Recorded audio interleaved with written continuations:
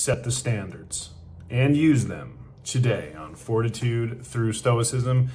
And this is my 365-day journey of implementing the ancient philosophy of Stoicism into the life of this modern masculine man. Full disclosure, this was yesterday's lesson. I've read this, reread this, pumped the brakes, and decided to pause a day and reflect. Reflecting on my life,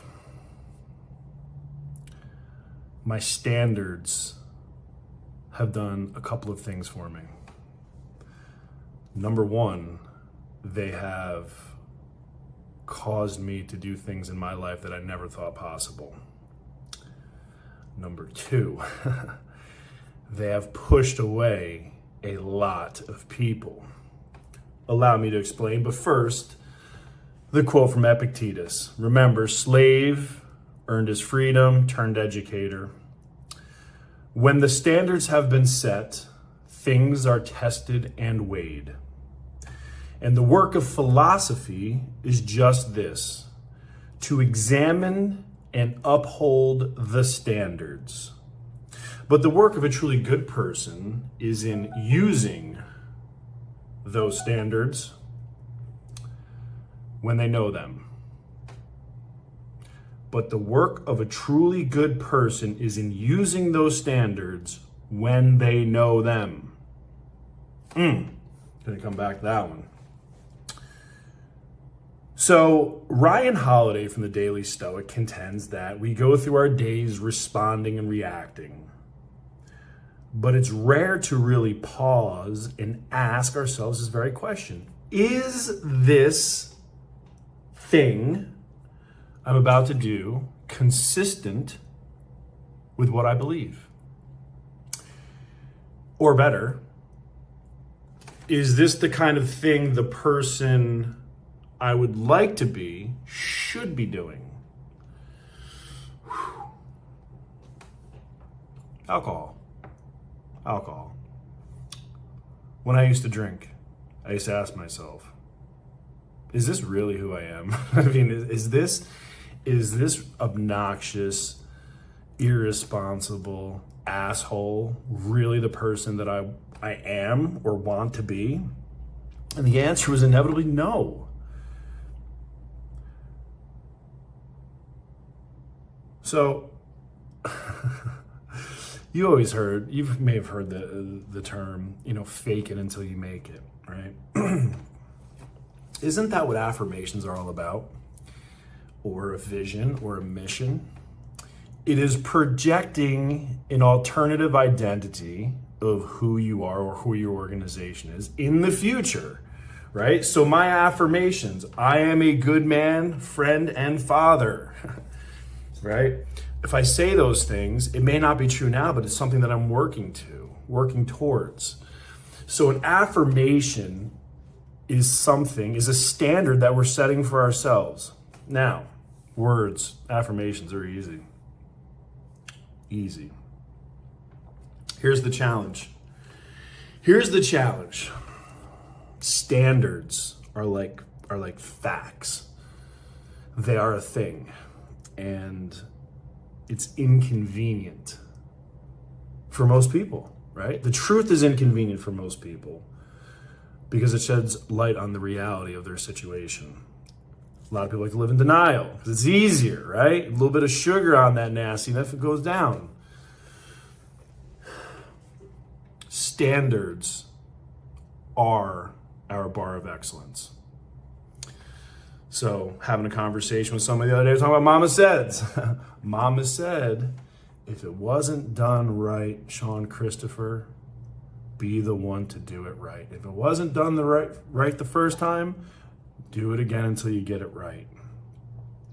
Stuck with me. So then the question is, what is right? Then it's a moral question. It's an ethical question. Does that come from our nature inherently? Because as savages, you would think nothing to kill an enemy to survive.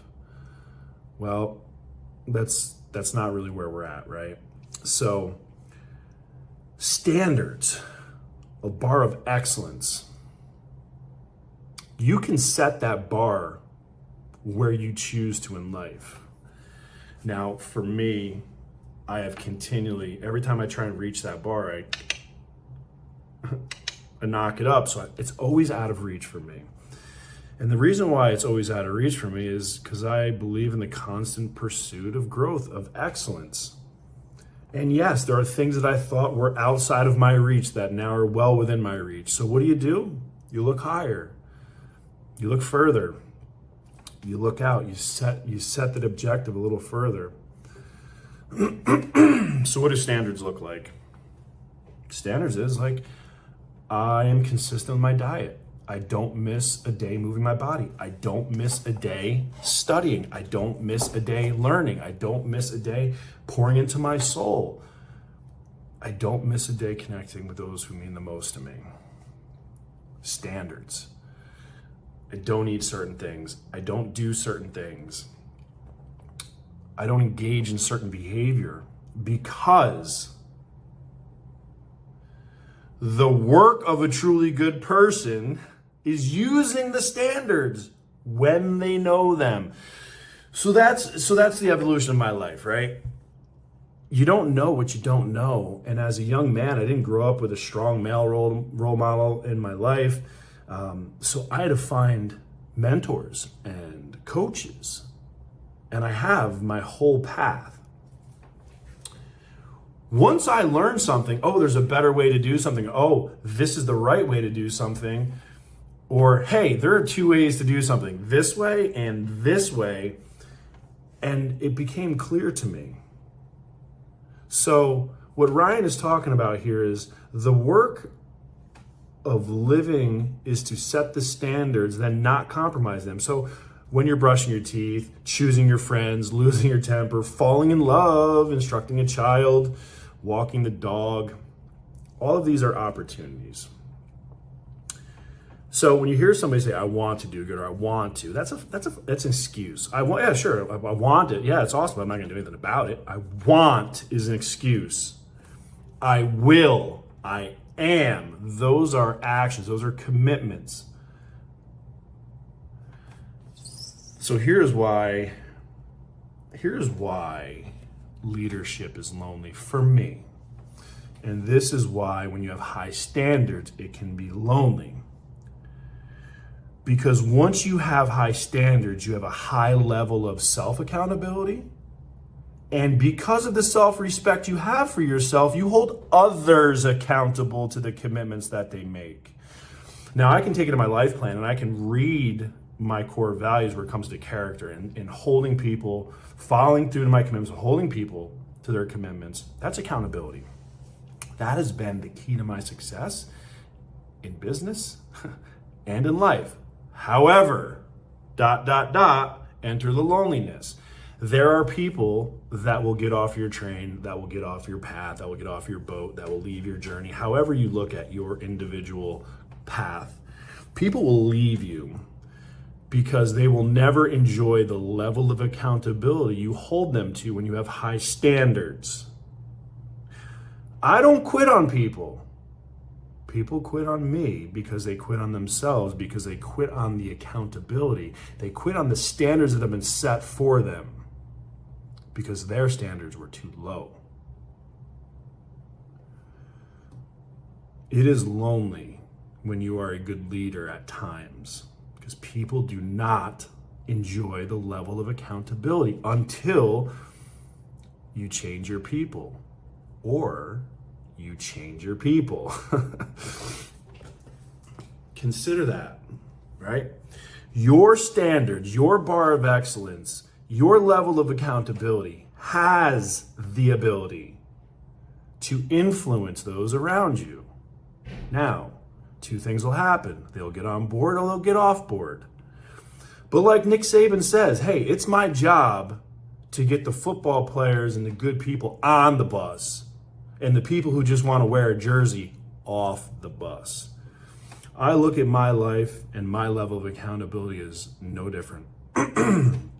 These are the standards I set for myself. Unwavering, unrelenting, consistent, every single day I follow through. Every single day. So if you look at my workouts, oh my God, we're almost there. November 6th. So I am 9 days short of 4 years. 4 years of never missing a workout. Adhering to a diet, studying every day, learning every day, reading every day, journaling every day. The growth now is exponential because I've set these ridiculously high standards and I've consistently shown up to meet them. And the price of admission to my arena is those standards. So if you want to be on my team, if you want to play on my field, and even if you want to sit in the stands and watch, there are standards. And you will follow them. Or you will get the fuck off my bus. And on that, we're going to hit it.